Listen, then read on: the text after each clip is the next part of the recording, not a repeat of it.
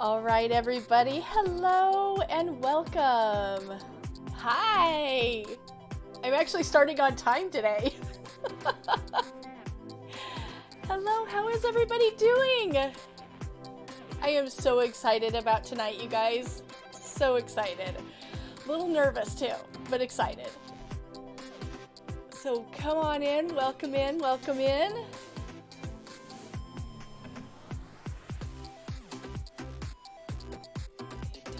Hi, Officially Pants. I believe that Justice calls you Pants, right? How are you doing? How's your night going?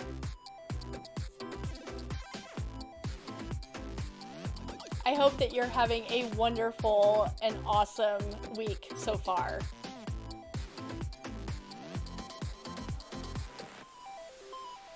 I gotta turn down. I always have to turn down this music in my ear.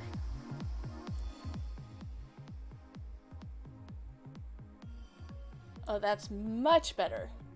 Much better. Ooh, I'm looking like red. It's changing because that behind me. Oh no, you've been sick? That's not good. I hope you're feeling better. I'm excited too. I'm a little bit nervous because I've never done something like this where I have like a panel of people on with me, but I really am excited for tonight. And I'm excited for you to be here. Welcome.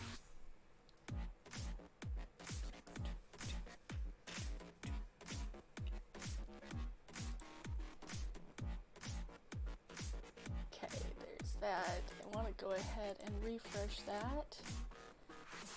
Hello, Danica! How are you? How are you doing today, my dear? I hope that you're having a good week.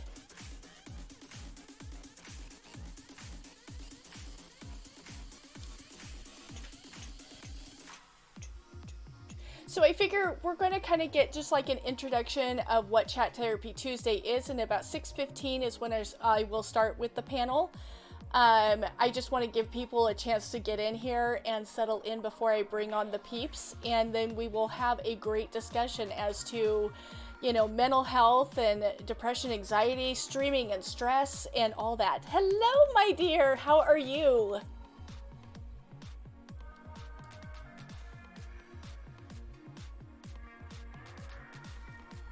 I see you guys are all in the green room. Great, great. I'm wonderful. Or I'm wonderful. I'm excited. You can tell I'm a little nervous. Australia. Wow, Danica. Oh my goodness. It's a raid. Oh my goodness. Oh my goodness. Who knew that this raid was going to happen? Oh my goodness, I'm so surprised.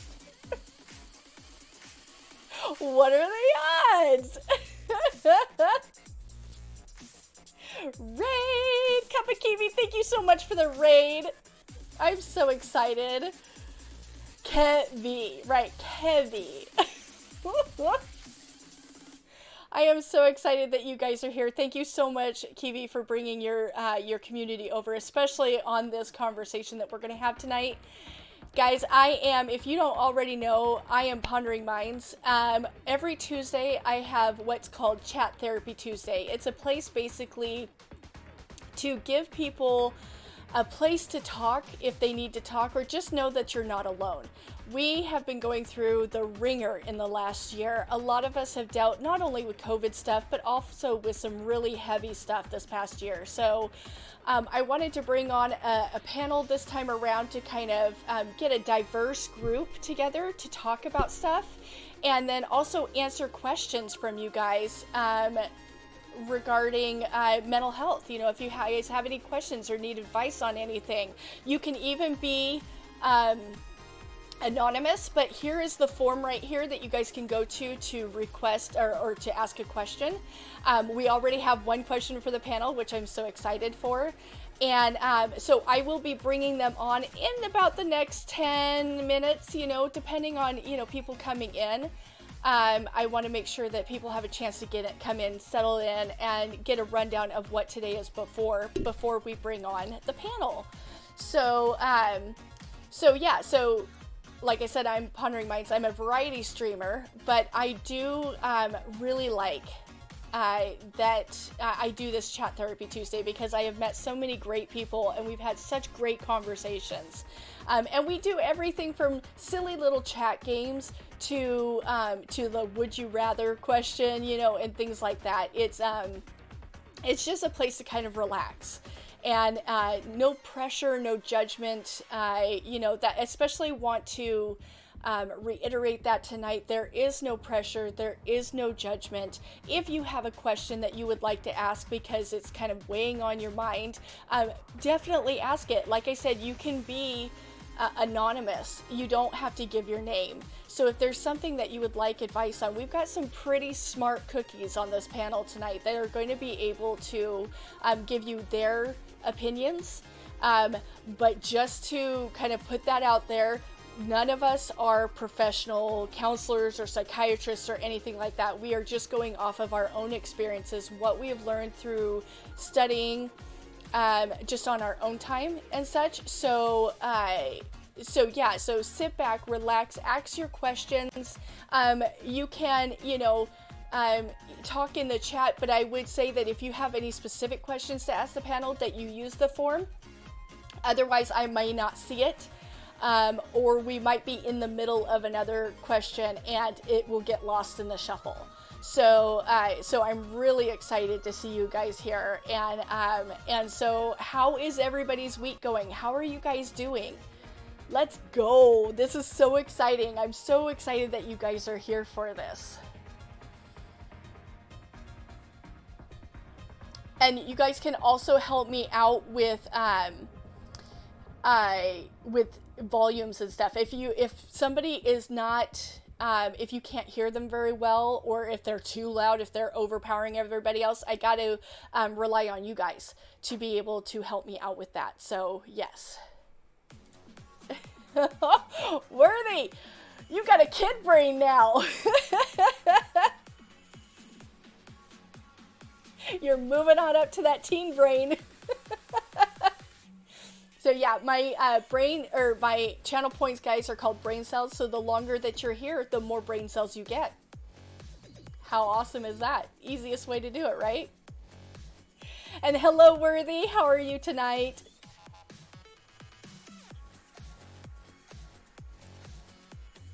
Brains, yes. I think you gotta say brain cells. I think that's what it is. Feeling like a kid? Yeah. Brains, yes. Hello, Mark. So for those of you that don't know, we are going to have Mark A. Macaluso, Worthy TV, Justice Pirate, and Rob Steady, all here to talk and answer questions and just have a really good conversation. I know I should probably put a command thing on my Discord somewhere. But Justice is a big brain. Big brain. Hello, Maggie. How are you? How is your week going, love? So yeah, just about 5 minutes and I'll start bringing on the panel. I think what I'm going to do is just bring one at a time and kind of let them give you an introduction to them and then we'll go on with it. What? Phil? It says that Phil remains followed me, but I thought he was already following me. That's hilarious. You're doing okay, you guess? I am doing wonderful. I'm having a good week, which is good. And I also have Thursday and Friday off of this week, so I'm really excited about that.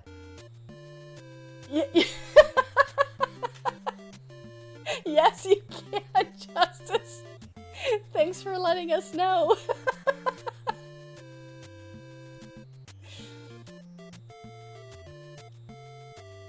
Oh, Evie, how are you? Adult brain, you're on your way. Yes, so yeah, so silly little things like that. Guys, we even have things like this.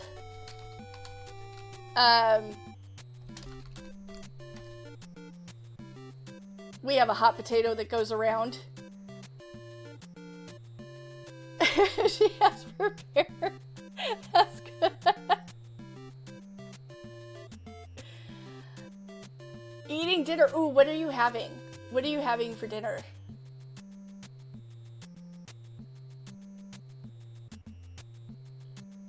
Oh, you got to put the username after it there, Mark. Interesting. You know, usually it used to do it to anybody that was there. Oh no, Mark got potato all over his hands.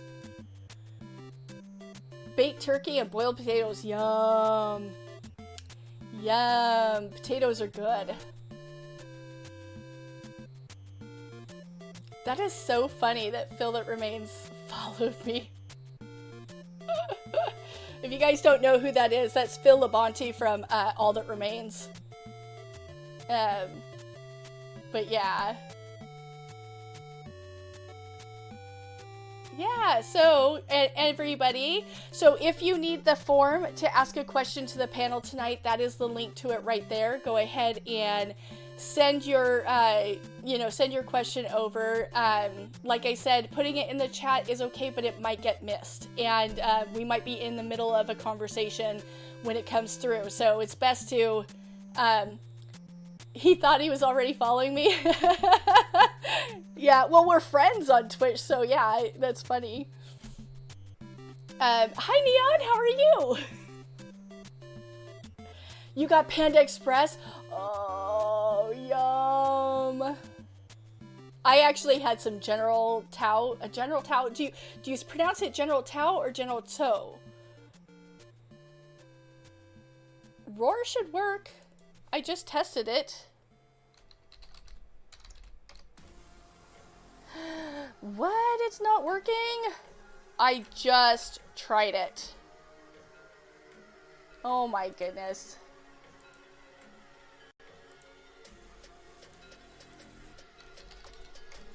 There it goes.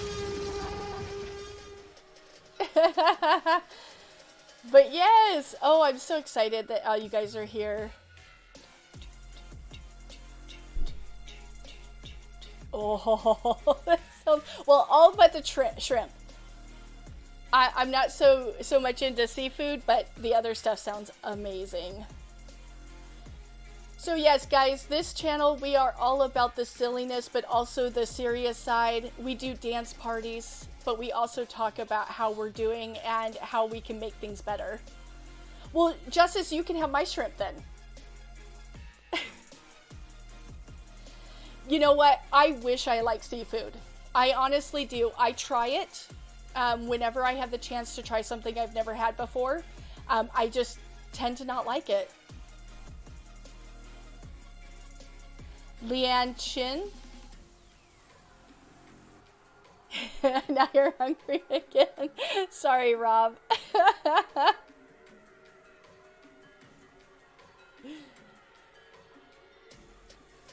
Yes. All right. Well, it's just about that time. So I'm going to go ahead and turn off the music. And we're going to start getting people on here. Oh, it got silent all of a sudden. And I'm going to switch over to this right here, because we're going to start bringing people up here. Again, let me know how things sound. I'll definitely try to adjust volumes and things like that. But the first person that we're bringing in is, you all know and love this person. She is a wonderful streamer. I've been following her for almost a year, and I have enjoyed every stream. She's engaging and funny, and I just absolutely adore her. So everybody give it up for Justice Pirate. And she'll show up here soon. Yeah, there she is. Hello. I can't hear you. Oh, there you are. Okay. Yay. So Justice, tell us a little bit about yourself and about kind of why you wanted to be on the panel tonight. If there's anything that kind of brought you to wanting to be on here tonight. Or is it just me asking you to be here? That's why I'm here. Haunting Minds asked me to be, and I said yes, because that's what friends do. Yes. Yay. I'm Justice Pirate. I'm a variety streamer. I do just chatting streams on Sunday, what's called Message in a Bottle. I answer advice, and I like to help people a lot. So that's a fun stream. Then I play Quick Champions on Wednesdays, Thursdays, and Saturdays, and I play other games here and there on every other Friday and beginning of Saturdays as well. So that's my stream. Anything else you want to know before, like, should I say anything else? No, I think that's good. I'm just giving people a chance to do like a little introduction of themselves. So, yay. All right, let's go ahead and bring on the next one. The next one, you guys know and love him. And this is Mark A. Macaluso. I have been following him as well since Twitch Sings.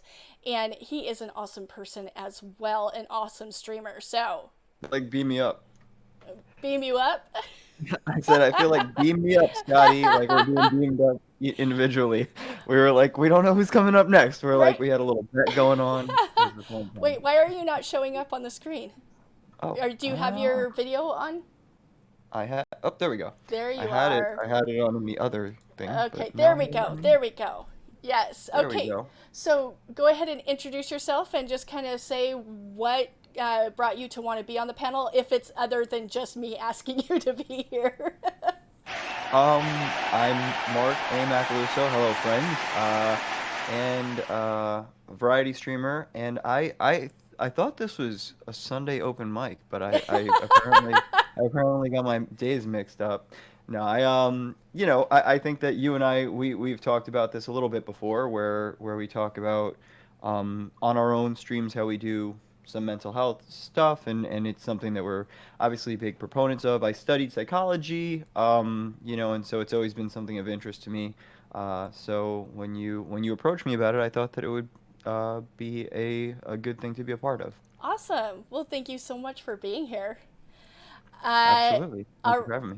All right, so I'm going to bring up the next person. The next person is Rob Steady. I know Rob because I know Justice. If those of you that don't know, Rob Steady is Justice's husband and a streamer in his own right. So I love his streams. They are awesome. So I'm going to bring him up in here. So he'll put on his video, and then we can have. There he is. Hello, sir. Hi. How are you? I'm doing pretty good. How are you? I'm good. So tell everybody a little bit about yourself. There we go. A little Something bit like about that. yourself and what brought you to want to be on the panel, if it's anything other than me just asking you. As she already mentioned, I'm Justice's husband. I stream games sometimes. I just got done with actually about a 2-month hiatus, so that'll probably be something we'll talk about a little bit during the course of tonight. But yeah, I'm here just because A, because you invited me, and B, because there's a lot of stuff going on in the world right now, and I think, sometimes people need to remember that they can take a break and, Awesome. Discuss what's going on in their life. Yes, thank you so much for being here, Rob. I really appreciate No problem. it. All right. And last but definitely not least, you guys know him as the jester of Twitch Sings. Worthy TV is a health and fitness streamer here on Twitch, and he was really excited to join in tonight as well. So come on up, Worthy, and turn on your camera. Want to make sure that I'm not overshadowing him. Hello, sir. How's it going? It's going well. How are you? Living the dream, Right? as usual. Yay! So tell us a little bit about yourself and why you wanted to be part of the panel, if it's anything more than just I asked you to be here. Well, definitely you asked me to be here, but when you brought it up, I was super excited because this is sort of my wheelhouse. I've been doing a podcast now every Monday, and we touch on these topics quite a bit. I'm a health and fitness streamer. I do 4 streams a week right now. I might be changing it up a little bit because of this topic as well. But currently Mondays do a podcast, health and fitness related, gives tips and tricks to everyone who's starting their fitness goals and what it is they need to focus on, fact or fiction. Thursday nights is my Jackbox Fitness Challenge, so I'm doing a little bit of variation with that. Great ways of getting people into working out and having a fun way of doing it. And then they have general workouts on Fridays and Sundays. So being that I work in the health and fitness field, I work with mental health on a regular basis, both with my employees and with my clients. So I've learned quite a bit of perspectives on how to deal with certain common issues, and I want to be able to share that today. Awesome. Well, everybody, give them all a big hand. It is not always easy to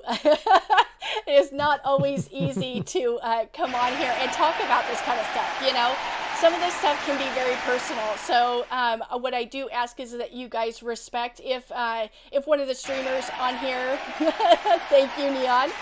If one of the streamers on here says that they don't want to answer a certain question, please respect that, because, like I said, it can be kind of personal sometimes. But oh, thank you, Justice. Justice is doing the shout outs. She's all over it. Yes, I know. Best mod. She's my best mod.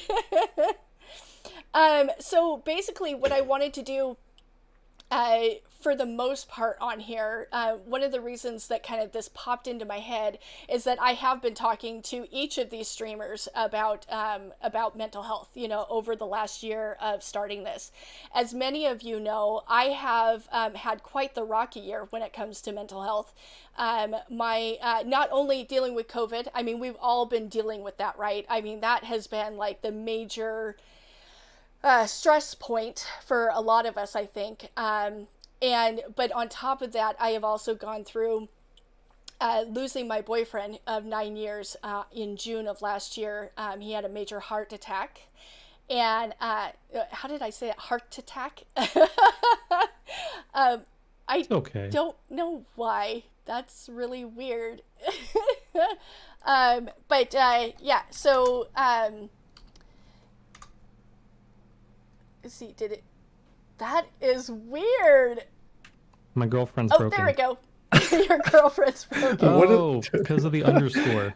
Is it the underscore? Yeah. Connering's bot is his girlfriend, by the way. Yes. Yes. My bot. I'm his wife, but that's his girlfriend.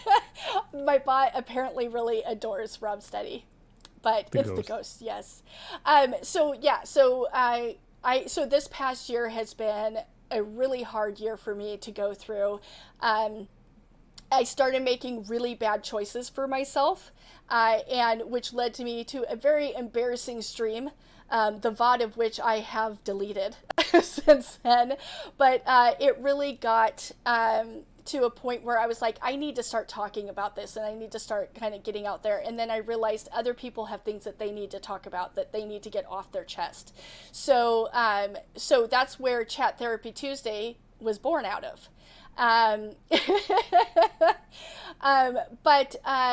So, you know, we come in here, we have fun. Hello, Menagerie. Hello, welcome in. So you guys, we have a form to fill out if you have a question for the panel, but I just kind of want to get into it and just kind of go around. Let's just go from when you were introduced. So starting with Justice Pirate, what kind of mental health issues do you feel that you go through, if you go through, you know, much, and, you know, kind of what mental health, when we talk about mental health, what that means to you? Man, okay. I wasn't prepared for this question. I think I handle mental health very well, because I have a positive attitude about things. But in order to maintain like a happy mentality, I am very into like essential oils because that's helped me since I was like 14. So like I know some people are weird about oils, but they've been really helpful for me. Um, so yeah, when I get down, I might think about it for a bit and then I find a way to get out of a rut. So I always try to seek a way out Okay. to get better. So I don't know. Is that No, that what you there wanted? are no wrong answers. No wrong Okay. answers. So we don't, we aren't going to judge here. We're nothing. It's, whatever you feel is the answer to the question, that's the answer to the question. We're good with that. So that's a perfect thing, a perfect answer. In my book, you described, what you do when you are kind of feeling like you need that boost like that, Yeah. to, because you're going I through also like to something. keep myself busy with lots of hobbies and things that I like to do, keep my mind working in different ways that are getting my Yeah. mentality off of things, I guess. Right. So, Right. No, I agree. Getting out of that cycle of thoughts, because, right, when we're going through hard times or when we're going through something that's really hard, a lot of us can get into that cycle of thoughts that just keep going over and over and over again. So getting yourself busy, getting yourself to do something that takes your mind off of that is definitely something that I recommend to people. So, Mark, same question to you. What is mental health to you, and how do you kind of like deal with it when you're dealing with stuff? So for me, I mean, I think that the world that we live in has obviously, especially right now, a lot of people going through a lot of different things with COVID, with things of that nature. But I mean, historically, I think there's always been things um, that I've tried to work through personally, and the way that I handle it. For me, sometimes I talk about how for me helping other people helps me myself. You know what I mean? A lot of times I've always been the person in my group and that people feel that they can come to and talk to. And even though sometimes you run the risk of taking more onto your shoulders, for me it's rewarding, because for me I feel like that's one of the things that is most worthwhile in life, is helping other people. So for me, even though it's not meant to be a distraction from my own sort of internal things, but working through those things and having those kinds of discussions with people, I think is personally the way that I've always um, worked through my own stuff too. Awesome. Yeah, yeah, no, definitely helping other people pull you out of, focusing on yourself, because we tend to do that when we are dealing with anxiety or depression or anything like that. We focus a lot on ourselves. So putting that out on the outside and helping somebody else can definitely give you a good perspective. Definitely. I agree. I think, and just to add to that, I do think that we're luckily in a time where I think people are more open talking about the kind of things Mm, that they struggle with, and having that openness. I think historically people, when they feel when they feel anxious, when they feel depressed, when they feel sad, they feel like they're alone. mm, And I think that now we are in kind of a time where we recognize that we're not alone. Other people often go through those same struggles. So relating to people and sometimes just seeing that you're not alone in those things is half the battle. yes. Realizing that there's people that you can go to and speak to and things like that. Yeah, yeah, definitely. So, Rob, steady. Same question to you. What mental health means to you, and kind of like how have you found to deal with stuff when you're going through some issues or whatnot? Well, dealing with mental health stuff for me is actually still like I'll say a new thing for me in a sense, or at least like I'm figuring out new ways of dealing with it for myself. Because I grew up like not to be crazy about the backstory, but I grew up like being like a church person, and over the last year, for various reasons, like I'm not anymore. So I've been trying to figure out different ways of like learning how to deal with whatever's going on in my head. And so typically I've been a kind of person who will really dwell on like a bad situation. Like I have a hard time just like moving on from it. But I guess like recently, within the last couple months, like I've started to learn that like for me, a big thing that helps is actually just getting out and like going for walks and stuff. You know, like I've always been like an introvert and stuff. Like I like being by myself, but I've kind of learned recently that, you know, really just being outside and going for a walk is like a huge thing for me. So, you know, I know it's probably something that a lot of people can agree with, but it's just kind of like new for me to realize how much that actually is a benefit for me. So. Yeah, I definitely feel that, and I know that we're going to hear from Worthy about what exercise can do for you when it comes to, you know, mental health and dealing with different issues, different things that come up. But yeah, I definitely agree with you. Getting out and just taking a walk, getting out in the fresh air. We don't even know what vitamin D does for us, guys. I mean, that, you know, just getting out there can really definitely help your attitude and help how you're feeling on the inside. Definitely, yes, menagerie, yeah. All right, and last but not least, again, Worthy, I know that you have some tips and tricks, you know, when it comes to dealing with issues, but how do you personally deal with it, and what does it mean to you? Well, before I get into that, I just want to echo Rob's point on that vitamin D does have a massive effect emotionally, mentally, physically on your body. Being exposed to sun is super important. And some of us are unfortunately not exposed to sun all year round. So for all of you who are lucky in California seeing all the sunny days, you're probably feeling pretty good. But for us in Canada, sometimes it's very rainy, very snowy. So it's good to supplement with that. The other thing too, when it comes to going outside, being around greenery is actually extremely helpful to the mind and mental state as well. For me, the biggest thing that I've had to deal with is believing in myself in certain things. I have to constantly have a mental battle with myself with whatever it is I'm doing, you know? And I think all streamers have that in their mind at some point where they have this kind of imposter syndrome when they're like doing something and they're streaming and they're not seeing the numbers they want to see, all that good stuff. So the thing that helps me a ton is positive affirmation. We talked about that a little bit in my last podcast.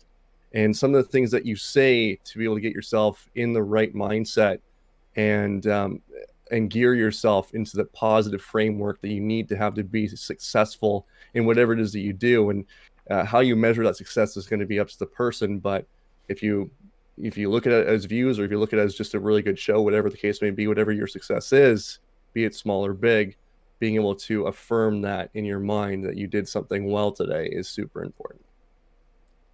That is a great point. And yes, I'm in the same boat when it comes to the sun here in Washington State. Western Washington, we get a lot of rain, especially from October to April. And so it's actually a big thing around here, being vitamin D insufficient or deficient. And so, yeah, I can definitely... I feel your pain with that one. But yes, definitely self-affirmation is a huge thing. I know that, and we can address this with everybody, whoever wants to go in on this, but especially when we're talking about streamers and being a streamer. Guys, I want you to kind of use this as a time to get to know what it's like to be a streamer if you aren't one yourself, because it can be quite stressful. You have all kinds of things that you are thinking of every time that you do a stream, or every time you end a stream. You want to make sure that it is impactful and that it is fun and that people have a great time in your chat and that they want to come back. And so trying to deal with that, it does bring on a certain amount of stress. And so when you have outside stress as well, like jobs or whatnot, that can compound on it. And so I know Rob has already talked about taking a break and just knowing that it's okay to take a break, from streaming. So anybody want to build on that, build on stress and streaming and how it affects you personally as a streamer? I don't have stress at streaming. No, I'm sorry. That's the right mindset. that is the right mindset. I mean, and that's okay. I mean, it's not everybody feels that stress or whatnot. I do remember when you first started streaming, we were looking at numbers and stuff, but I think that has gone away. I don't see you talking me? about, yeah. It never bothered me, honestly. I was just happy to have anyone there. Yeah, and that's the thing. I mean, I'm the same way for myself. When it comes to numbers, I don't pay so much attention to numbers. I just want to make sure that whoever is here is having a lot of fun. Yeah. Yeah. Officially Pants, you did admin, streaming, and work, and it was hard. It's very tiring, and yes, it is. Anybody else? Yeah, if I could jump in, I think that it depends. It all depends on where we're coming from in terms of the pressures that we put on ourselves and the expectations that we put on ourselves. You know what I mean? If you go into it because you enjoy it and because the expectations that you have for yourself, like you said, are to be engaging and have fun and entertaining, whether it's one person in your chat or whether it's 5,000 people in your chat or whatever it happens to be. If you feel that you're accomplishing that, then that's what's important. But if you're looking at it as just as a numbers game, it becomes a much different thing. And I think that I've also seen people that, they might have a higher view count but very low engagement, and that can be just as stressful as having a lower view count with higher engagement. You know what I mean? If you look at that, you'd rather have, you know, 5 people in your chat that are all chatting together than have 100 people in your chat and nobody's talking and you have no idea. You know what I mean? They're empty Mm-hmm. numbers, so you don't even know if people are in the room or if people are the reason that they're there and everything like that. So I think that it's really about coming from a place where you're enjoying what you're doing and letting that other stuff happen sort of organically. Because if you're coming out there saying, I need to make this much this month, or I need to have this many average viewers, or I need to make partner within a certain timeline or something like that, it puts a lot of unnecessary pressure. And then when you put all that pressure on yourself, it actually hurts your stream because you are then, you know, thinking about that when you should be thinking about what you're doing in the moment. Agreed very But much. there's an opposite thing to that too. Sometimes putting that pressure can motivate you to do better and to work harder so you can up those things too. So I think that's the thing, is some people work differently. It's Everyone's different with how they deal with it. it's finding a balance, Yeah. definitely, for sure. Because I mean, I've been in streams where you can tell that the person has put a lot of pressure on themselves and that it is a negative effect on them during their stream. Mhm. I'm sure we have seen that in other streams as well. And felt it in our own. There's moments that you feel that, I think, too. Whether you think about whatever way you're trying to approach it. There have been days where I didn't want to stream at all, where I didn't feel like up for it, and then once I got into the stream, it made me feel so much better. And then, sort of the opposite can happen too, where you're like, oh, I want to do the stream because I haven't in a couple of days or because I haven't whatever, and then you feel, what am I doing it for? So it's about finding that balance, and what motivates you is important, right? For me, if I'm going to stream, I want it to be something that is worthwhile to people. I want to do it in a way that's right and positive and whatever. So for me, that's the motivation. And then the numbers and things like that could potentially follow from that, as opposed to saying the goal would be the number itself. You know what I mean? Yeah, Like Worthy definitely. said, putting on a good show, or Definitely. whatever it happens to be. Yeah. Anybody Yeah, else? I have similar stresses about not wanting to come on stream sometimes, and mostly it's because my community is mean and wants me to do 300 push-ups. But it's also balancing a career and then coming into the stream. And I was having a conversation with my co-host yesterday, and it's not about money at the end of the day, because what we do is we try to give back as much as we can as personal trainers, right? We want to give back as much as we can and support people who can't support themselves. But at the same token, he made a really good point. We spend 2 to 3 hours doing these shows where these are billable hours for us, in high, high frequency times that we could be seeing clients and we could be making hundreds of dollars, whereas, we're here. So it's balancing that out too, which is a tough thing. So I know there's a few people that I've talked with who have really high expectations and goals for themselves to become career streamers, but it's also about where you put that energy, because unfortunately with Twitch, and this is the reality, we're going to get more into the business side of things with Twitch. Twitch is not a platform where you can grow. It's a really, really tough platform to grow on. You actually have to be outside of the platform to be able to grow on it on multiple different platforms.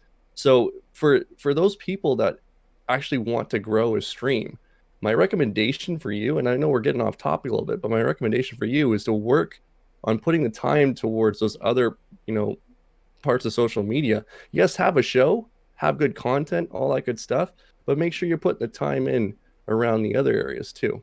I don't know if anyone else has a comment on that. Yeah. I just know that from other experience, just like speaking to and hearing other people talk, like 100% agree with Worthy about, Twitch by itself is not going to get you what you want. If you want a career in this, it is off topic, but it's not off topic because, like Mark was making the point that it can affect our mental health, so if this is something that you feel is a passion that you want to do, you got to understand all of what's involved with like really making it work to make it, do what you want it to do. And I find that a lot of people, myself included to a degree, got into streaming because like, oh, this is cool, it's streaming. All I got to do is put on a camera and play a game and talk to people, and it's going to be awesome.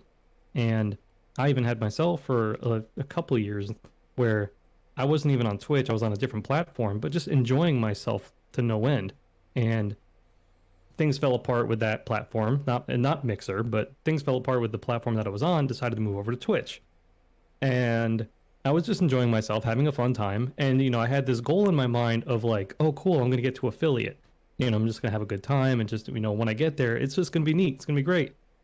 Last January, I got affiliate. And like my interest started to like taper off, because I met that goal, and being partners so like way out there that it wasn't even a goal that I felt like I was trying to obtain. So, I kind of lost motivation in the sense of a drive for myself to carry on with it. And I think sometimes that's what caused problems for me as far as trying to set up and sit down in front of the computer and get ready to stream. Was I was just like, what am I even doing it for at this point? I already got the affiliate. I have enough stress from work that I don't feel like this is what I need to relieve that. So I kind of just, I don't want to say just gave up, but kind of like I lost that drive. Right. And it's frustrating because then I started to even kind of feel a little bit like, I wouldn't say that I felt like a failure, but I kind of felt like I spent the last 2-3 years or whatever it was streaming as much as I did, and right now I feel like I don't even have the drive for it. So what do I actually have the drive for? I think Worthy even said it before. He almost, or maybe it was Mark, I forget which one, but you said like you almost feel like an imposter all of a sudden, right? Like, like I did all this, and then you just feel like you aren't who you thought you were for the last couple of years while you were trying to make progress in this career. Right. Yeah. So. Yeah, I mean, that definitely is a big part of it. You're like, sometimes you just wonder, what am I doing this for? What am I doing it for myself? Am I doing it for the audience? Who am I doing it for? And so that is a great question to ask yourself as a streamer. And I had one more point. Sorry to cut you off there. No, that's okay. On that. I just wanted to talk a little bit about the time you spend too, Rob, because you bring that up, and I can speak personally from my experience of being a streamer. I have grown as a person significantly because of the skills I've learned through streaming. So I want to make sure that you know that it's not a waste of time at any point, because it kind of sounds like you were going that direction a little bit. It's not a total waste of time. Even if you're not, pulling in thousands of viewers, you're still bettering yourself. And I want to make that generalized for everyone in the chat as well. If you are putting time towards something, it is making you better as a person as well. So even if you're not hitting the marks that you want to hit, you are going to get better from it. Definitely. Yeah. Yeah. And it's definitely something that streamers do feel at one point or another. I know, at least for what I know of the streamers, Justice is about the only one who has made almost 100% of her schedule. You know, like, I think you said you missed one stream. One stream all year. Yeah. So that's, and that was because I was meeting Mark Macaluso in person. Well, and That's a good reason. That's quite the feat. We could have streamed it if you'd said something. It was fine. Met Jazz at the same time too. That's awesome. But that's it was worth it. Yes, that's quite the feat, because I know many streamers, they set up a schedule for them, and sometimes it's a very aggressive schedule, and they're like, I'm going to do it, every day, and then on top of having a job and all this kind of stuff. I know for myself, there are just times where I'm just like, I cannot put myself, like, I have to put makeup on and get in front of people and even get out of my pajamas, and I don't want to do it. And so, there are times where I'm just like, I'm not going to do it. And it stresses me out a little bit, especially when it's on one of my open mic or Chat Therapy Tuesday streams, because I really feel like these are important streams. Like tonight's stream, talking about mental health, I find it so important, and I find that there are a lot of people that benefit from being here and that like being here, and so if I'm not here, I feel really terrible. Like, I feel like I'm letting people down. But I understand that there are times where I have to take time for myself and just say, it's not to hell with all you guys, but hey, I need a moment, to relax. So yeah. So, I don't know about you I know, Rob, you said you took some time off. Worthy, I know you ended up taking some time off. I don't know, Mark, if you've, if you've stuck to a schedule or been able to stick to your schedule. See, and for me, it's like you said, for me, even though I've historically kind of kept to a schedule, I've never officially publicly posted an official schedule, and it's for that reason, right? I work full time. I have those other things and responsibilities. So streaming to me is a portion of life, you know what I mean? But there's still all of those other things that you have to be able to do. There, you still got to do your laundry. You Right. still got to do that stuff, the yard work and those kinds of things. And that's the stuff that you can forget about. And I think that actually for me tends to be, it's not so much the idea of like I'm stressed about a stream that I might miss. It might be more like, hey, I did X amount of hours this week at work and then at streaming and then whatever, and then basically and then, and then basically, but That when is you just wonderful. when you're like, I'm gonna do this today or I'm gonna do that today and get this done, and then you don't get it done, I think that's where for me it gets stress build up and things of that nature, where I'm like, I was supposed to do this, I had planned to do this week and whatever, and I didn't get around to it, and then you feel, for me, I feel like that level of the failure kind of thing, you know what I mean? Where I'm like, I need to be figuring out how to balance. And you can lose that sometimes, where sometimes you're like, I wanted to do this, and at the end of the day, you're just tired, and you didn't do it. Even if you were home, you know what I mean? When you've worked all day and then streamed for a few hours, and then you're just like, I've got like an hour before bed, and I don't want to move. Right. So it's about finding that balance, and I think that's obviously one of the big challenges as well. I think that's a big difference between like all of these guys here and me, is that they all have jobs during the day. So like my job are my kids and whatever tasks I have to do at home. So I get all that stuff done before I stream, and I treat my stream like a job. So I have a schedule that I have to keep, like going into a job, because, this is how I get paid or whatever. So for me, I look at it differently, and I haven't had, sick days or anything like Right. that. But there was one time though that I did stream after I had a stomach virus and I threw up that whole morning, but then I felt okay. And I decided like an hour and a half later, I'm going to stream. And I didn't say anything the entire stream. I just went for it and it was fine. And I had a good time. I felt all right. But no one knew that. So I it didn't was know it. great. I don't remember that. So Yeah, I never told you. Puke on stream? So no, she didn't What? puke on stream. Did you puke on stream? no, I didn't puke on stream. I was better by the time I streamed, but I was like, oh man, I don't want to have to miss a stream. I was like, please, I hope I get better really soon so I can stream. So like while other people are like, oh man, I'm feeling so sick. Yeah, I'm not going to stream, It's just people's mentality are all different from the next person. So for me, it's like, oh, I have fun. I want to go stream.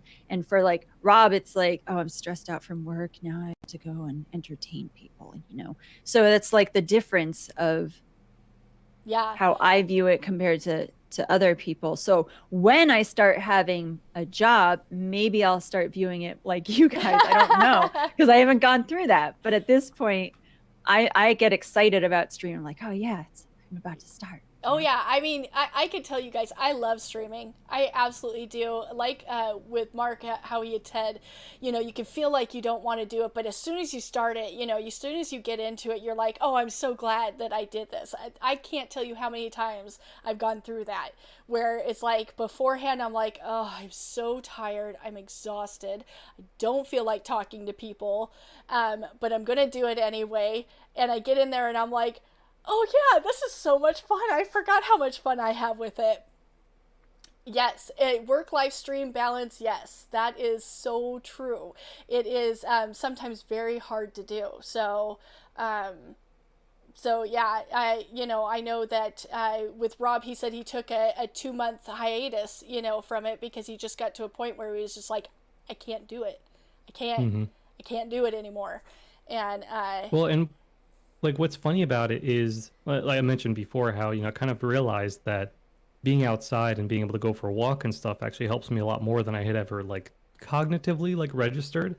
But in the course of the last like week or two, with some of my just trying to figure out what kind of stuff helps me to get into a better place, I realized that when I started streaming, however many years ago it was, 3-ish years ago, I was still working a regular like full-time job. But I had lunch breaks where I could go for a walk for an hour. oh, And so when I would come home at the end of the day, even though I couldn't stream until like 8:30 at night, I still had like a lot more mental energy because I had gone for that whole hour-long walk. And like I could literally just go and sit in a park in the middle of town, and just literally lay underneath a tree and look at the clouds for an hour. nice. But so that by the time I came home, I was good to go. I had plenty of energy and I was enjoying the streaming and doing everything like that. And like I said, that was on a platform where I wasn't really looking for growth. I didn't have a goal for like anywhere I wanted to get to. I was just enjoying doing it. But then at the beginning of 2019, I changed to a job where I was stuck inside, no windows. I didn't get any sunlight really, except for like maybe a couple times when I had to drag the garbage out to the dumpster.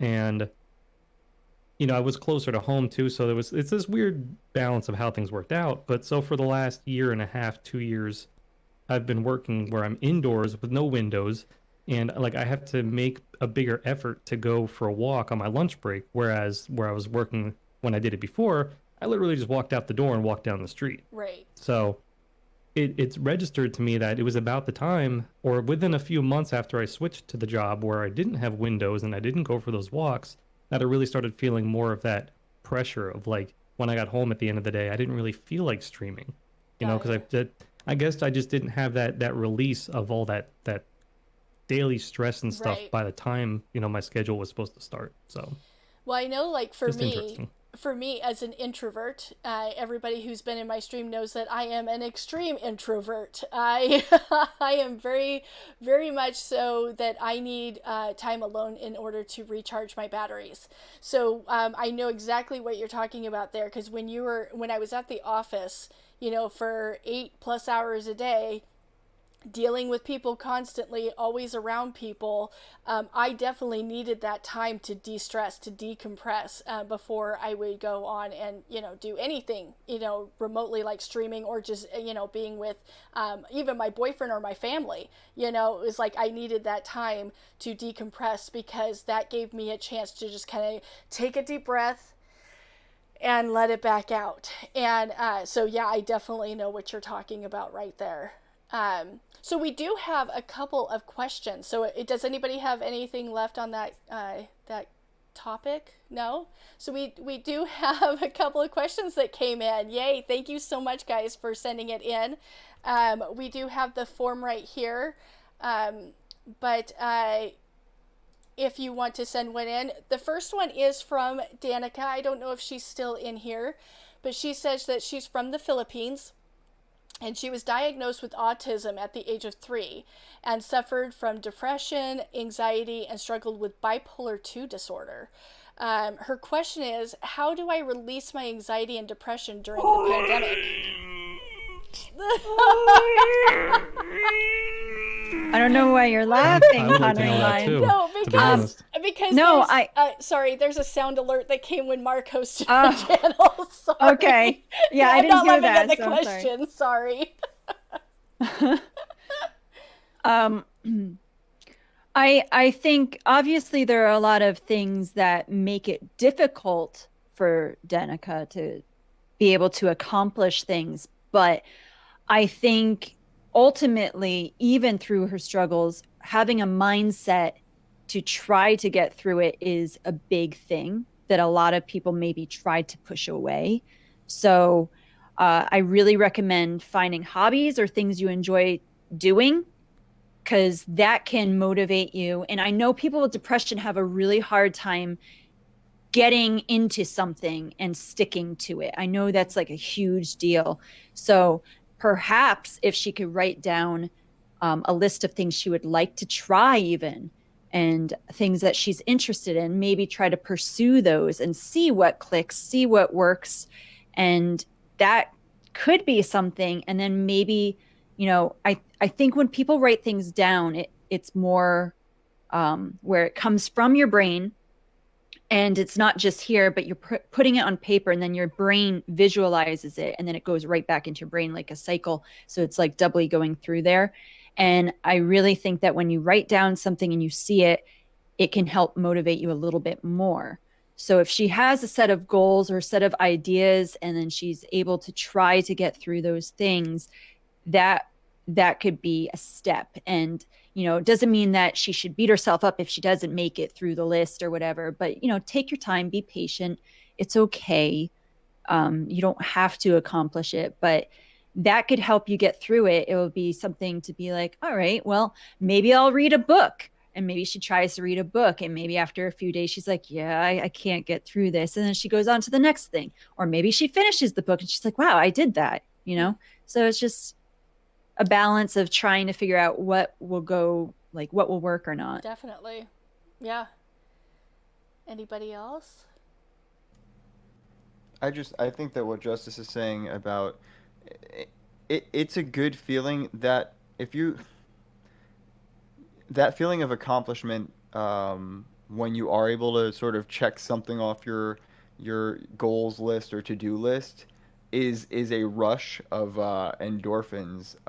So I do think that sometimes we hit the goals, right? And I think it's always about that sort of appreciation too, right? Because you can say, I have this goal, or I want to, whatever it happens to be, if it's a financial goal, if it's whatever it happens to be. And if you don't take time to celebrate reaching that goal, and you just sort of say, okay, I'm going to push to the next goal, then you're never really ever feeling that happiness. You know what I mean?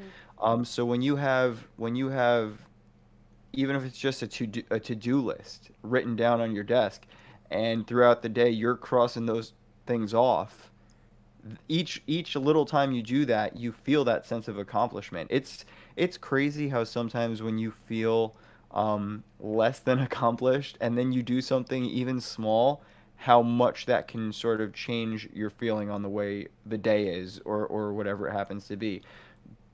Folding laundry, you know what I mean? Doing, doing that task that you were supposed to do that you've been putting off for a few days, the dishes, whatever it happens to be. Like when you do that thing, all of a sudden you get that feeling.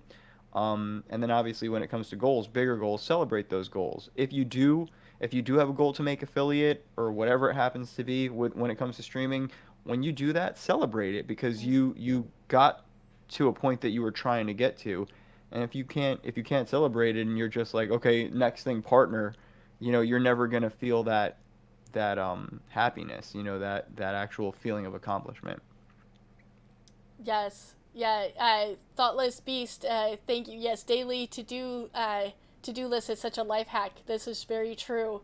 And Letitia, like Patricia, I so agree with you. Make the goals small, make them achievable. When you're trying to get yourself out of that rut, it is really important to make it achievable. Make sure that you can, make those goals so that you can get to the next one. I'm reminded of an episode from The Office where, Michael Scott was getting so overwhelmed. And so Pam was like, let's just focus on the first thing. Let's get you dressed.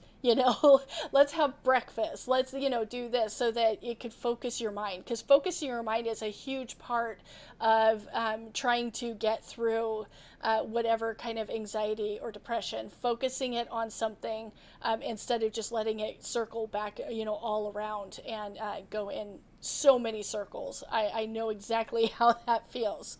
And Danica, you have a lot going on, my dear, and I am so glad to know you. I love the positive energy that I see from you in the chats whenever I see you. So yeah, I mean, and this goes out for everybody, but if you ever need to talk, if you ever need to say, hey, I just need to know somebody's there, I'm here.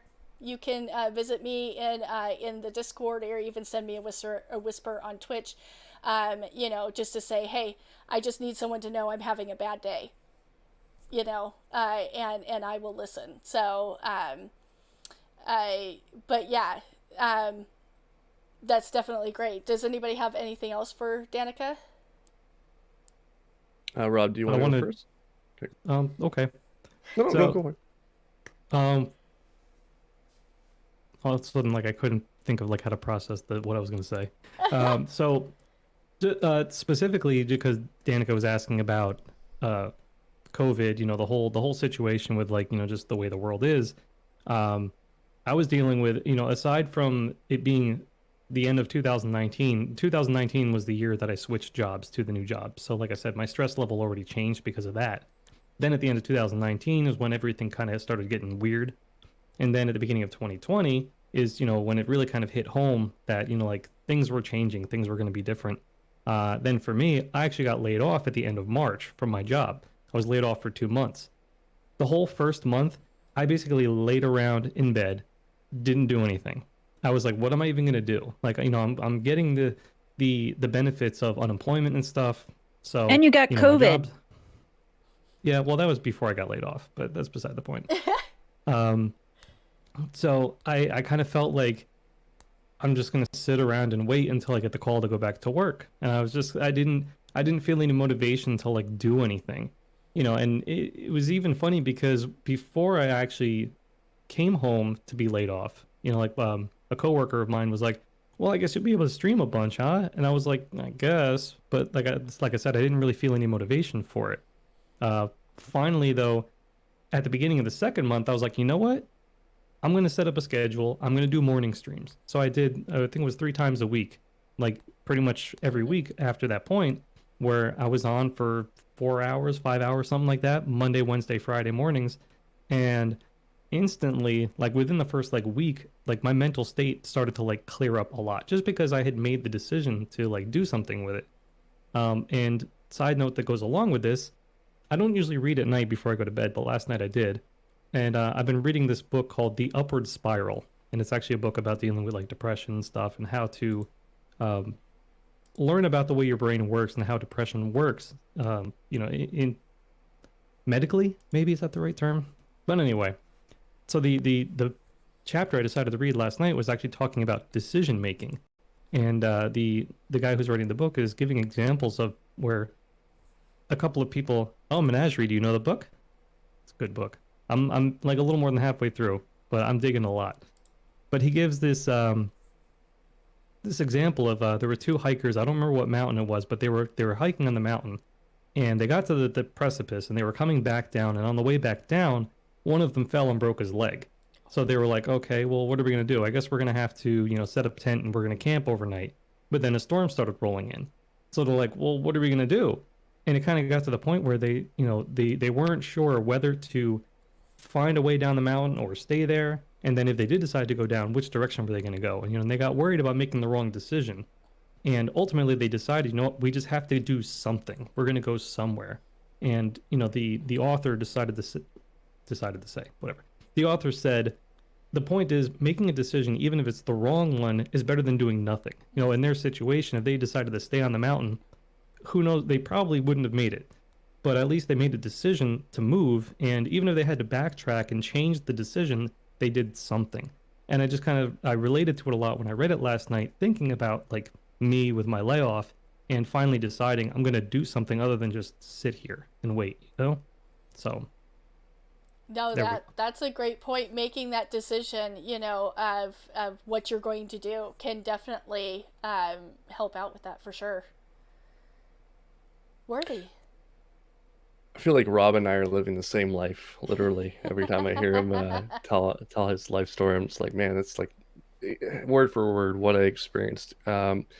You imagine yourself, being in a position where you're constantly talking to people, you are constantly interacting, and then all of a sudden you're told you have to stay indoors.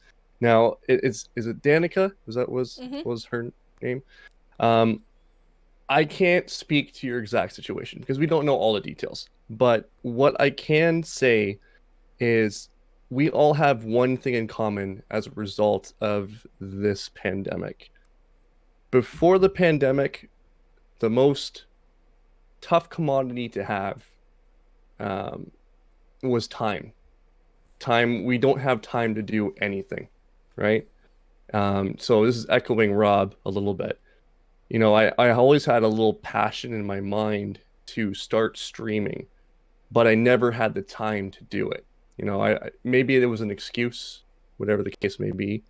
But the one thing you can take solace in and be grateful for is now you have the time to pursue any passion that you want, right? There's not much that we can do in terms of the work stuff. And this whole last year has taught us that we have to do what we got to do to survive. But we also now have time for our families, more time to, see our kids if you have them, and more time to better yourself, right? Take a course, read a book, as we've been talking about. Try streaming if you want to try streaming. Explore different avenues of life. The one thing that I really appreciate from this last year is that I had been working probably 100 hours a week, like easily, right? Prior to this, over and over again. And it was just grinding. And then when I had that forced stop, it made me look at life in a different way. And I think all of us need to, once again, be grateful for the fact that there is more to life than just work, right? Mm-hmm. There are other things that we can be pursuing and other things that we can be grateful for. So use the time wisely. Very true. Very true. And Danica, she's in here and she put the crying emote, it looks like, in there. So Danica, we love you. And like I said, in any chat that I've ever seen you in, you are always so positive and just hyped up for the streamer. And I think that is so awesome. So I'm really happy that you asked the question and that you opened up a little bit of yourself to ask this question. That is amazing. And so I'm so happy that you did give us the chance to answer this question. I hope that we gave you some ideas of how to deal with anxiety and depression during the pandemic. And again, if you have any questions or if you just need to reach out and say, I'm having a bad day, I know for myself, I'm up with that. I don't know about the other streamers in here, but if you ever need to say, I just need someone to tell that I'm having a bad day, hit me up. You're in my Discord, so you can send me a message on there. So, yeah. So we have a second question on here, and this one is sent by an anonymous person. And the question is, how do you best support a loved one going through something difficult? And this is a very, very important question, because I know that we all know someone who deals with depression or anxiety, even ourselves, So talking as someone, who has a loved one that, that might be going through depression, I would say just be there for them, to be able to talk. I know for myself, when I'm going through a hard time and I'm reaching out to people to talk to, I don't necessarily need a solution, which is really hard for some people. I just need to be able to say, I'm having a bad day. Without them going, well, let's see, how do we fix this for you? It's like, that's not really what I'm looking for. I'm looking for someone to say, that sucks that you're having a bad day. I get that, so for me, when it comes to a loved one going through a hard time, just being there and being the person that they can talk to is so important. Like, that'll be a better solution than anything that you could think of, which is really hard for some of us who like to be the one to solve things for people. That we like to be the ones to say, hey, if you just do this, you'll feel better. And how frustrating, and I see Jess is, nodding her head, and how frustrating it is when they don't take that advice and things still suck for them. And you're like, if you would just do what I say, but sometimes that is very difficult. So I'll open it up to the panel to give their 2 cents on that. Who wants to start? If I would like to say something that, or just share something that I saw recently. There's a couple of things that I've seen that go around about this, and I think that what you said, obviously, just be there for them, is really the most important part of it. And another thing that I saw, it was about a couple, a marriage, and or a relationship, and they said that when they come to you, or when you talk to them and they're having experience a problem, asking, they said they got into the habit of asking, are you looking for comfort or solutions right now? And so sometimes it depends on, that person might be coming to you because they just want to vent, and just because they want to get it off their chest and say it out loud, and whatever it happens to be. And Oh no. What happened? No! What happened?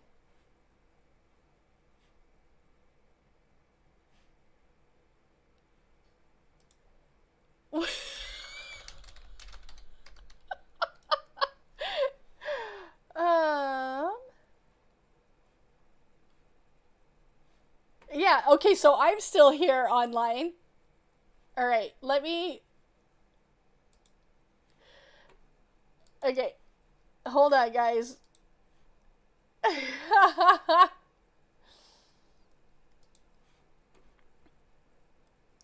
Oh my goodness. Hey, there's 2 of them still. Yay. Hey. Okay. All right. So yeah. can you hear? Yeah, I'm gonna bring. That was so weird. I was just like, whoa, Yeah, what's here you going are. on? Okay. All right. There, we'll bring the other 2 back in. Sorry about. I don't know what happened right there. Discord just gave up. It was like, nah, this is too much. This is too Yeah. good. We gotta stop this. Right. I was like enjoying what Mark was saying, and then all of a Yeah, sudden right, Menagerie? he just was like. I'm like, wait, what happened? Yeah, Right, right. For I a second, mean, I thought he was taking a breath to like recollect his thoughts, and I was like, no. yeah, I was just That was a doing long breath. some mime, pantomime stuff. Now, I'm not sure exactly at what point I got cut off there, but basically I was saying that I think that it's up to that person knows what they need more than you do, right? In that moment. So sometimes you need to be prepared for both. You know what I mean? You need to be prepared to sometimes just listen and provide that comfort, just sit with them, whatever it happens to be. And sometimes if they're looking for solutions, you want to help provide them perspective and help them work through it in a more practical way. But I think it's really helpful to have that understanding beforehand, you know, because it can go either way. Sometimes giving those solutions that you think are going to fix something for somebody else. I was thinking about this actually yesterday. I think sometimes that will discourage people from reaching out in the first place, right? Feeling like they're going to have to deal with that judgment or that whatever it happens to be. If you're going to come with them and be like, just take my advice, just do what I say, whatever it happens to be, that in and of itself can be something that I think is a factor that would make them be like, I don't even want to bring it up. And I think that that's obviously a dangerous thing, because if they need to have that person to vent to, you want to be able to be there for them. Very true. Anybody else? Yeah. Oh, okay, cool. Yeah, so I'm gonna sorry about that, Rob. I was typing to someone and I looked back like, oh, he pulled this up too. I'm gonna echo what Mark said. I think it's actually important to nip this in the butt before it happens, because we can't all expect that everyone's going to be 100% all the time. It's just not possible, right? There could be like what I'm going through right now is a crippling freaking headache that I just want to like shoot my head off with right now, right? So everyone can't be 100% all the time. So being able to talk to that person before it happens and know what their expectations are for what they want you to do or what they need you to do when those situations happen. I went to a seminar. I think it was Tony Robbins. Yeah, it was Tony Robbins. Wonderful seminar. If you guys ever go to a Tony Robbins seminar, you're just going to be pumped. You're going to be pumped the whole way through. But he talked about relationships, and he said a very controversial thing. That's what he does all the time. But he talked about how to prevent breakups before they happen, right? So he said, wouldn't it be great if you knew what your partner needed from you to prevent them from cheating on you, right? What they expect out of the relationship. So having a critical conversation with that person saying, if I don't get these few things out of the relationship, this is what I'm looking for, so what I expect, I will cheat on you. So you're actually getting a preemptive view as to how the person's going to react. Based on my experience, I've reacted these certain ways in my last relationships, and because of that, it led to these things. Might not be cheating, it might be, hanging out with the boys too long, or whatever the case may be, whatever it is, right? So you're actually getting a preemptive view as to what to expect. And I think if you're going to go into like a marriage, for example, it's good to lay that out before it actually happens, right? So, yeah, asking what the person needs in those situations. I'm going to echo Mark. Yep. I'll just say I'm not really usually good with being any kind of an assistant in either way, either capacity of helping with comfort or helping with the solution. I feel like I've always just tried so hard to kind of like close into myself when I have issues that like I don't really know how to express my own issues or to address anybody else's.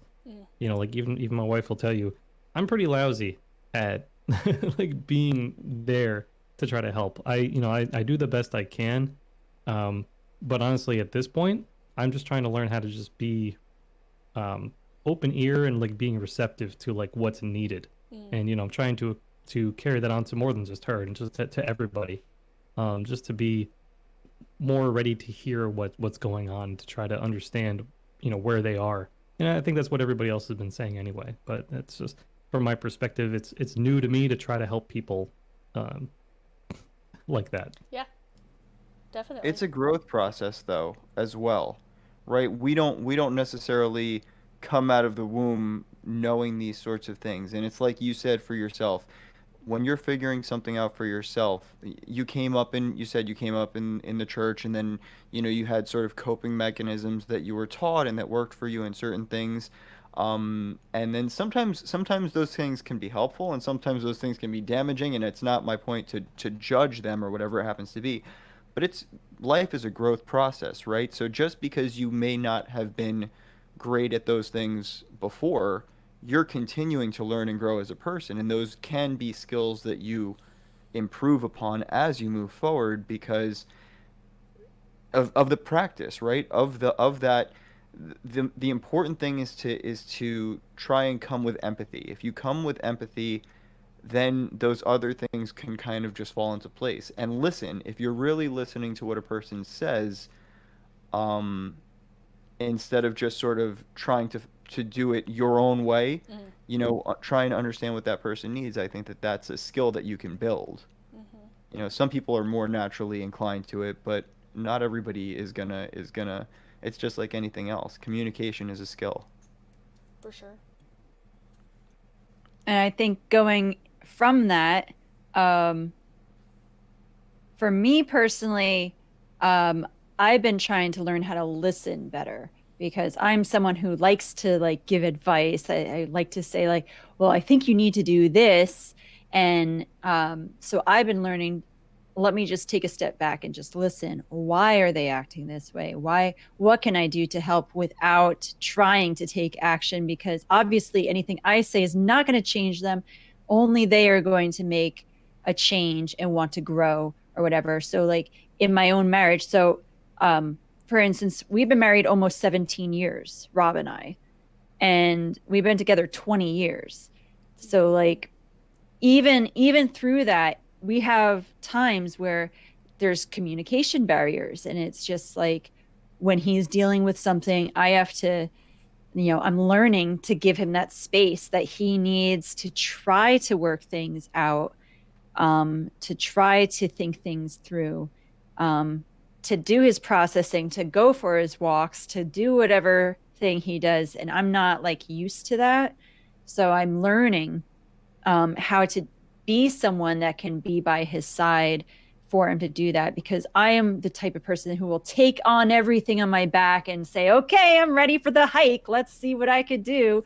And so I think when you deal with someone that's a loved one that has different things like depression or whatever, all you could do is be patient with them.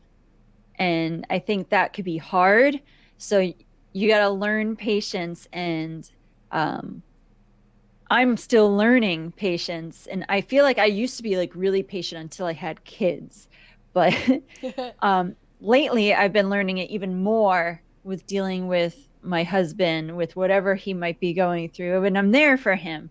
And when I have friends that are going through things, I'm there for them, and I'm trying to be patient with them, because obviously everyone has to go at their own pace, and maybe my pace is just a lot faster than other people's paces, and I don't know how, like, why does it take them so long to do this? Why can't it just trigger in their head? Why don't they understand? Why can't they just get better and like try to figure it out? And like I have a hard time with that, because I feel like people should want to be motivated. They should want to challenge themselves and try to get through hard things and question themselves all the time. Like I'm one of those people who's always thinking and processing and trying to grow.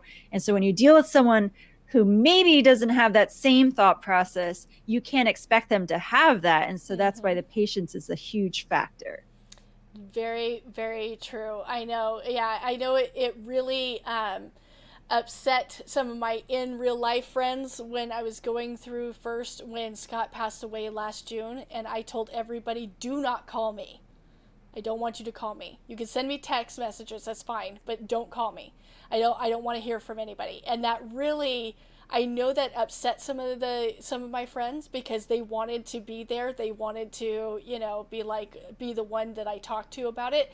But I was so not in the mindset to be able to talk about it. I just couldn't do it. And so yes, it's very, very much so when you are going through wanting to help somebody and you want to help them so bad, it comes from a place of love. It comes from a place of caring. Yeah. And so it can be really difficult when that person says no, says stop, go away, and or leave me be for a while.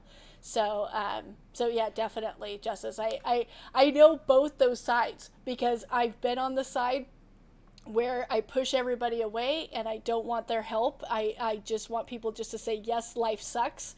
And I've also been on the side where I give advice and they don't take it. And I'm like, I know that this is going to help you. Just do it, So, yeah. Worthy? I feel like Oh, go ahead. Worthy wants to say something, right? Uh, Worthy, you want to say something?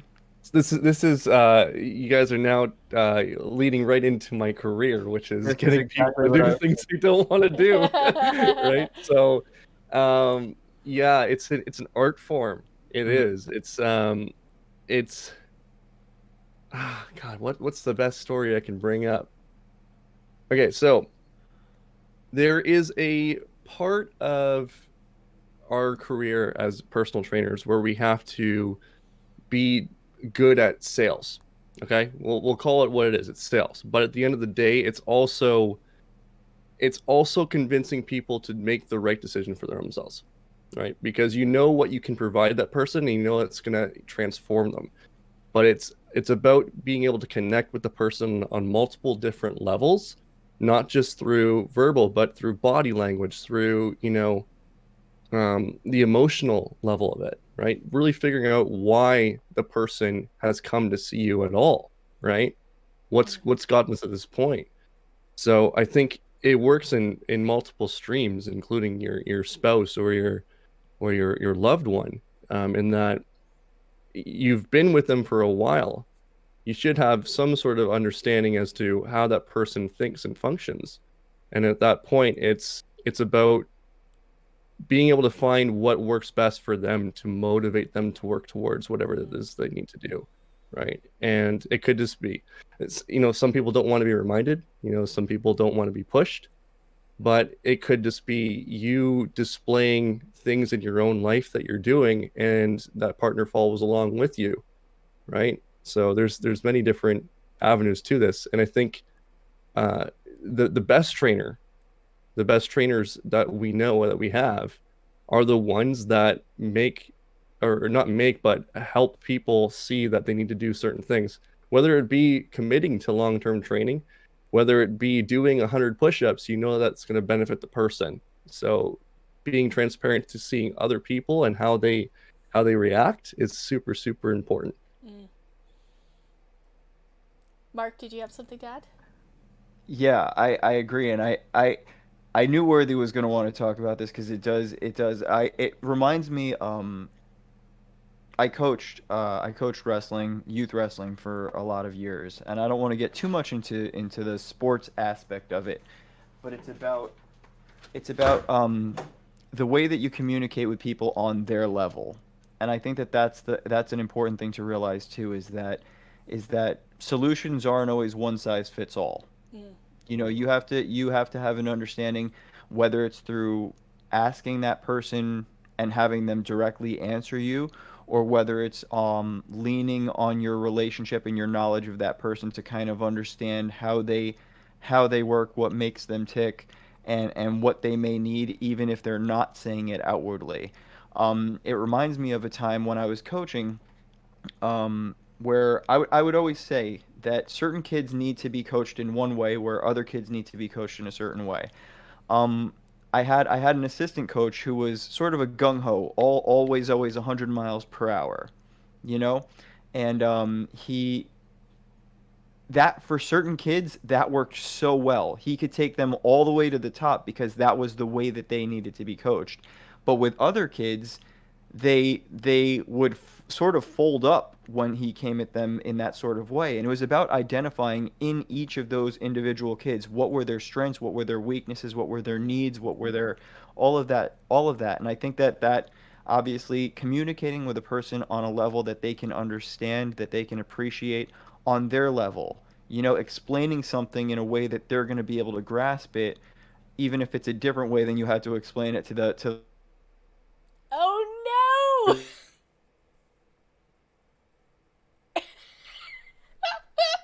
It happened again.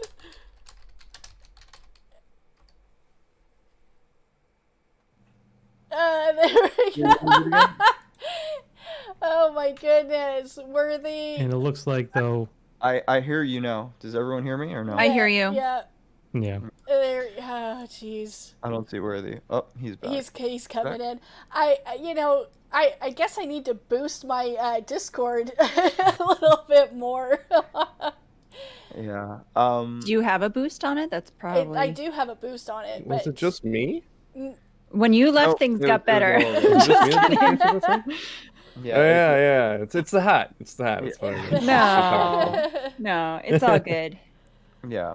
I mean, I didn't, like I said, I don't want to get too deep into it, but just the example of it. I remember this kid was one of the most talented kids I've ever seen. It was a first-year wrestler who was undefeated going into the district tournament at the end of the year, which was something you never see. The kid's natural ability was off the charts, right? But he was very anxious. He sort of had this thing, and there was this kid that he beat 3 times during the year. He beat the same kid 3 different times during the regular season. The other coach would say to him, when districts come, it's going to be totally different. It's a whole different level of whatever it happens to be. Oh, And wow. that got so much in the kid's head that when the district tournament came, he wrestled the kid that he had beaten several times during the year, and he froze up. Literally completely frozen when it happened, because the way that coach goes 100%, I recognized it. I was like, you have to back off on him. Certain kids you need to hype up, certain kids you need to calm down. You know what I mean? And understanding people, there's so much about love languages now and things like that when it comes to relationships. Understanding how a person communicates and how they show their appreciation, show their love, show their needs is part of it as well. Yep. Knowing your audience. That is very important, when we're talking about this kind of stuff, knowing where they are, talking about, depression, anxiety, when I'm in the midst of it, I'm not thinking rationally. I'm not thinking in a rational way, because those thoughts are in my head and they just keep cycling over and over and over and over and over again. So, when somebody comes to talk to me and they're trying to talk rationally, like, well, you should do this and you should do this, it's like, no, that's not going to work. What are you talking about? I can't do that. That's impossible. Even though it's totally possible. But in my head, it's impossible because of what my brain is cycling through. So yeah, definitely knowing your audience, like we've said several times in here, knowing where they are in the process is really important. Just knowing what they're looking for and what they need, for sure. So we've had a couple of people say a couple of things on here. Officially Pants, he came in and he said that another weird perspective, I was always the person that is quiet and reserved, but also very observant, and would always want to be that friend that my friends went to, and prided myself on speaking through experience or observed experiences and the deductions I perceived as right and wrong to translate to advice. And then those friends all shut down in adulthood, and you just throw your hands up like, what use am I now? But really, you have to kind of evolve with people. And I think that, that's so true, because I know for myself, I had to go through that kind of, I was the go-to person for advice. In fact, I had friends tell me, I'm not going to come to you until I need to hear the truth, because I'm not a yes friend. I'm not going to be your cheerleader when that's not what you need. If you're doing something that is harmful or you shouldn't be, doing, I'm the person that's going to tell you, you shouldn't do that. And so when my friends started, growing up and getting families of their own, I wasn't the person that they were coming to. So it was like, okay, so who am I now in this relationship? Who am I in this friendship? So yeah, I definitely feel that. You do need to kind of change and grow with the friendship. Just like with any relationship, friendships do grow and change, as you grow and change yourself. So Letitia, like Patricia, came and said she has hypermobility syndrome, and she has been dealing with pain ever since she moved to the city, where she moved from the city where she was very active. It took her a while to be able to go through physical therapy and find what she needed to be able to build strength in the muscles that were doing all the work for the joints that aren't. That has to be quite the change to deal with. And Worthy might have something to say to that about, about dealing with, changing in your body, as your body has to go through and change so that parts of your body have to support other parts that aren't working so well. That's got to be a difficult change to go through for sure. Are we talking about puberty? No, she has Hypermobility syndrome. Oh, okay, yeah. So Okay. where parts of her body are just not working the way they should be. So she has to learn to kind of. it's a joint issue that yeah. mainly females go through. Yeah. Yeah. I'm aware of hypermobility. I'm not sure if there's a more intense version that she's got. That would be something that I would love to have a direct conversation with the person, just because then I can actually assess and see what's going on. Justice, do you have hypermobility? No. Can you take your arm out and fully extend the elbow as far as you possibly can? Okay, so roll up your sleeve for us real quick. She has, okay, so Justice, this does not make you a bad person in any way, shape, or form. Can you do that again real quick? I have a weenus. Okay. I have a Don't worry weenus. about the weenus. The weenus looks great. If you fully lock out, she's got I a don't know. very, very mild form of hypermobility in her elbow. Very, very mild. And that does not make you a bad person. It's a superpower. It's okay. It's okay. Yeah. But Superpower. That gives the viewers a little bit of understanding of what we're talking about in terms of hypermobility. It's not a bad thing. It's just you need to be careful with certain movements that you do. So that person can reach out to me through Discord. Is there a way that I can post that on your chat? Because I would like to actually assess and see what's going on, and then I can She give also a better... specifically said Ehlers-Danlos syndrome is what. Ehlers. Okay, I'll have to look that up. Ehlers-Danlos. I know of someone who has that. That actually is quite painful. So I think I've seen that before. I've worked with that before. Sorry, Elos? How do you spell that? I just want to make sure I have it. Elos. Elos. Danlos. Danlos. I was going to say she did also post it again with a different spelling. Sorry. EDS for short. EHLERS. Pepper said. Okay. EDS for short. Hi, Pepper. Hi, Pepper. Yeah, so that would be something that I'd want to talk to the individual. Yeah, it looks like a tissue situation. Yeah. I think as a general point, what she's talking about though, and this goes back to a little bit what we were saying before too, and I'm sure that Worthy in general can speak to this, is that understanding what each person's individual needs are, and helping, if you want to help someone reach growth, right? Through growth, Worthy will say this, you have to find a way to push that limit, that boundary a little bit further each time to build on something. So if you are she's talking about building strength and whatever it is, right? So setting those small goals and those small victories and whatever it is, being attainable goals, but also goals that you want to grow with. Like I said, when you're coaching that kid, they may have that anxiety, and you don't want to just never push them at all, but you want to find where to push them, where to build on, where recognizing and celebrating the advancements and the rewards and whatever it happens to be. But eventually you're going to have to, to build strength and anything like that is to push yourself a little bit further, as long as it's safe to do so. And, if it's degenerative or anything, I can't speak to that in terms of the particular syndrome, but I think that's, I'm sure, a huge part of what Worthy does. Yeah. There's things that... Sorry, go ahead, Mark. Finish up. No, I was just saying, identifying those things, working with people to identify those things, those goals, those limitations, and those boundaries that can be built up.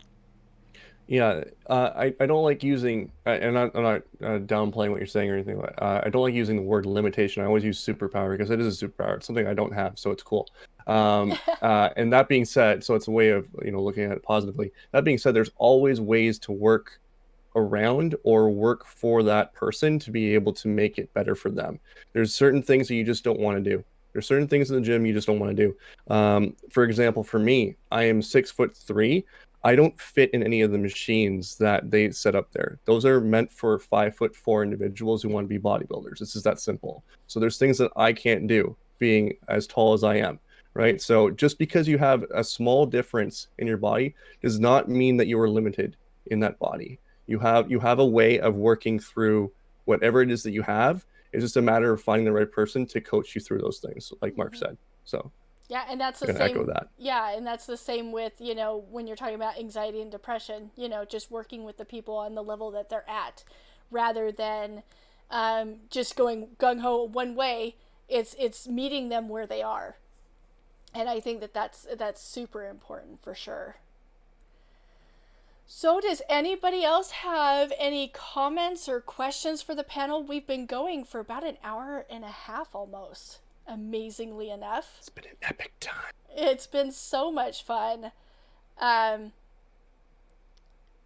Arthritis since childhood is not a superpower, Pepperwinkle. It sucks, yeah. I can imagine, like, that's got to be so painful and so frustrating to go through.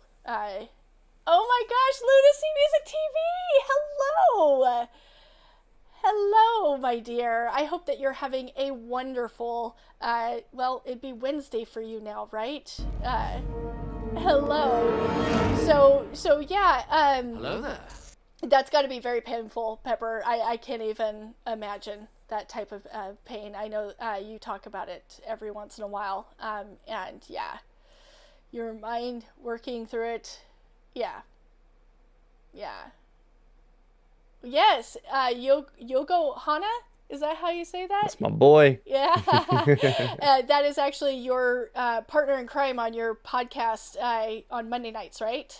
Yes, he is. Yes. Yeah, he's way better looking than I am too. Yeah, so I do want to thank my guests tonight, Justice Pirate, Mark A. Macaluso, Rob Setti, and Worthy TV. I want to thank you for being on the very first panel. I do think that I will do this again, just because it was super fun. And it was it was great because I wasn't the only one talking. Because while I might be smart, you guys, I'm not the smartest person out there. So it was good to have You people... sure are smart. Could have fooled me. Oh, it was good to have Top other 5 is people. still good. It was good to have people here to, to be able to bounce ideas off and such like that. And I think that this topic is very important to speak about and to get different opinions on and get different perspectives. So, again, thank you guys so much for being here. Do we have any parting thoughts? Live long and prosper. Love yourself. Very nice. I just first off wanted to say thank you for putting this together and having us on. It's awesome, and I'm happy to be here. And yeah, it's just for me, even when things are not positive, what keeps me going so often is the search for hope, the search for beauty. There is beauty in the world to be found, and that is a motivating factor, because I've experienced it and I've seen it and I know that it exists out there. So it's about continuously striving to find that. It's a continuous journey, and like you said, relating and the small victories, finding it doesn't always have to be a big victory. It doesn't always have to be, going. If your thought is, I'm having trouble getting out of bed, then the first step shouldn't be, okay, get up and run a marathon. The first step should be get to the kitchen, get to the, you know what I mean, whatever it happens to be, and you build on that. So it's about finding those things at whatever pace you're comfortable with, but pushing yourself and knowing that you're not alone in this. That's I think the biggest thing here, because so often that is the thing I think that people fear the most, is that they're alone, that they're abnormal in feeling these feelings, and it's a extremely human thing to feel these things, to go through these struggles. Um, and the more that we talk about it, the more we do things like this, the more people recognize that, and that's a huge tool in being able to communicate and find better ways to move forward. Very nice. Rob, any last thoughts? Yeah, I just want to again say thanks. You know, like I always say every Tuesday night when we do any kind of like the chat therapy, that it's important, like Mark said, to talk about these things and to let people know that, like, you're not alone in this. And the other side of it, which I want to encourage people with, is, really examine yourself and like what's going on. Like try to understand if you're in a place that you don't have the motivation to like carry on, really try to figure out why, like what started it. Like a big thing that helped me a lot, like I said, in the last couple weeks, month, whatever, that book that Justice linked before, I'll actually throw the link back up. She shared it before, so I'm just going to put it up. But this book, The Upward Spiral, it's about neuroscience and how, like our brains physically work in relation to the way that depression causes us to get stuck in this, well, he calls it a downward spiral in the course of the book. That's why the book is The Upward Spiral, trying to correct that course of like all of those negative thoughts and the way things just kind of build on top of each other to keep us down. And it's a bunch of different ways that we can help to try to get out of that. And honestly, I feel like having started this book, like I said, I'm about 3/4 of the way through, something like that. But already just being able to kind of hear this neuroscience explanation of why, like the depression was keeping me where I was and stuff. It helped me to kind of understand what I can do to fix it, like to get out of it, at least to try to start getting out of that pit, because it sucks. It's horrible when you're depressed and you're in a place where you don't feel like you can get out of it. You need something, and that really helped me to be able to understand the medical science of how your brain works in that situation. So, like I said, self-examination and having friends to talk to. Can I say something else? Yes. So what Mark was saying with like the simplicities, the beauty, the things around you.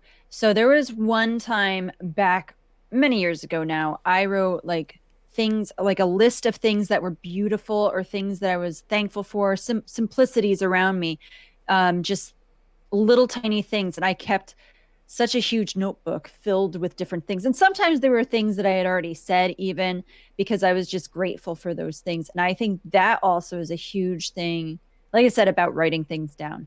But to look back on that and be like, wow, I remember this day was really hard, but here I found these things that I enjoyed about that day, or like, just like the idea of I have running water today. It's just something like that I wrote down, because I'm like, yeah, my kids, they've been on my nerves, but hey, I've got running water and I can do dishes, and, I don't have to go to a river to do this. So just like, it was just little things. And then plus I love photography, and I would take my camera and just take pictures of things just around me, and I would find beauty in things as well. So like maybe a candle, I'm like, ooh, and I take a picture of it. I'm like, oh, that's so nice. And it would just be like that. So, find something to enjoy, that's maybe you're thinking it's the worst day, and here you are, you could find some positives, some small things in your day. And obviously we all want love and want to feel loved, and I think that when people are depressed, they start to block that in a way, and it includes themselves. They don't want to feel loved. They don't want to love themselves. They just want to be in the moment of their pain and their frustration. And so I think it's important for you to find ways, even maybe you could write that down too, just find ways of why you might love yourself, even if it's hard to find things. Yeah, that's so important. I know that has helped me in the last few years, is being positive, being, finding some sort of positivity. has really helped me in the last few years trying to deal with the depression and anxiety. Yeah, definitely, for sure. I think it's about that positivity, right, too. But I think that part of the human experience is all of the emotions that we feel. So sometimes the emotions that you're feeling, it's okay to feel those emotions. That's what's important. You're not broken when you feel those emotions. And I mean, I can't speak to everyone in chat, although I know that there are a few people that I can speak to in chat with this specifically. But in the panel, I know that, streamers in general tend to be creative types of people, and if you can channel those emotions, if you can find a way to channel those emotions into creative things, a lot of times that's where some of the most beautiful art has ever come from. When someone is experiencing true human emotions, whether that's happiness, whether that's sadness, whether that's anger, whatever it happens to be that you're feeling, it's valid. And if you use that, in a way, some of the best art that's ever been created it comes from those places as well. Amen. So if creating something, putting something out into the world that is a positive or that other people can relate to based on those feelings that may be negative sometimes, can in and of itself be the reward, Yeah, I think. for sure.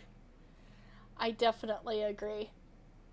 Well, thanks again, panel. I know that all of you are on the opposite side of the continent from me. Worthy's in Canada and everybody else is in New Jersey. So I know it's getting late for you guys, and so I don't want to keep you for too much longer. But I want to thank you so much for being here again and doing this. And I hope that if I go and do this again, which I think I will. I had fun with this tonight. I really liked the conversation. And so I hope that you guys come back if I do this again. And yeah, thank you so much. Everybody say goodbye to the panel. Bye, panel. Bye. Bye, everyone, and thank you again. Bye. All right, guys. So, that was so much fun. That was so great. I so enjoyed that. I enjoyed talking to the panel and answering your questions. The forum is going to be a thing now on Chat Therapy Tuesday. I always, I have every Tuesday this mental health stream where the tagline is, if you need a place to talk or just to know that you're not alone, you can come to this stream and just hang out with us. No judgment, no pressure. We just sit here and have fun for a couple of hours, and it is so great. But I'm going to keep this form on the list. I'm going to keep this form out there. So if you ever have questions, you can be anonymous in it, and you can send it to me, and we'll address it during a Chat Therapy Tuesday. And that will be wonderful. That will give me some great focus on what people are looking to hear about or listen to. But yeah, I want to thank everybody for being here. You guys are wonderful. You are so respectful, and I love it, and loving, and just interactive with everybody. It was so awesome. Lunacy Music, you said you love the lyric that keeps you going in tough times. Hold on to hope if you've got it. Don't let it go for nobody. They say that dreaming is free, but I wouldn't care what it cost me. That is so beautiful. That is so beautiful and so very true. That is lovely. What song is that from? And yes, what Jessica said about writing things down, great. Like Worthy put in the chat, a grateful journey or journal. Writing down what you're grateful for, writing down what is positive for the day, making sure that you know that things are positive, that making sure that you know what positive things are out there. Sorry, I'm thinking and talking at the same time again. 26 by Paramore. Oh, I love Paramore. They're awesome. So yeah, thank you guys so much. I think we should do a raid, unless there's any other questions out there. If there's anybody that has anything else that they would like to add, please let me know. Otherwise, I think we will go raid. Does anybody have a suggestion for a raid?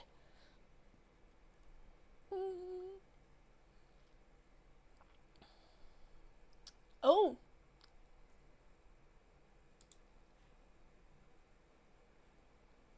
Should we go raid Eclectic Jazz, you guys? Should we go send her some love? I think we should. I think we should. She's a beautiful human being. Yes! Alright, guys. We're going to go raid her. Here is my raid call. If you guys are subscribed to me, you can use that to go over there. Sorry, Justice, I beat you to it. But you can definitely go make me look good. Everybody follow her. She's an awesome human being with a great big heart, and I love her to death. So you need her ASMR voice. Yes, she has a beautiful voice. So we are going to go raid. I want to thank everybody again for being here. We will be here again next Tuesday for Chat Therapy Tuesday. Yeah, thank you so much, you guys. This was a wonderful experience, and I cannot wait to do it again. I love you. Have a great night. Bye-bye.